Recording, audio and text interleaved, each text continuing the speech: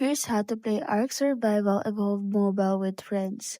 First is you can go ahead and click on the Join ARK options on the main dashboard of your ARK Survival Evolved game, and you can see there the maps that has players with. So as you can see, there are 4 out of 50 players, 18 out of 50 players.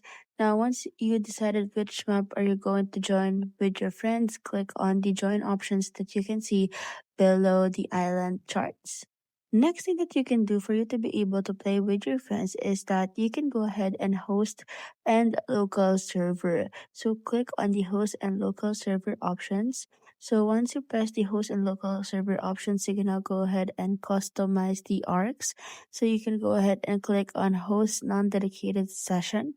So once you click on that, you can now go ahead and customize a session or a server for the ARK game, and you can invite with your friends over.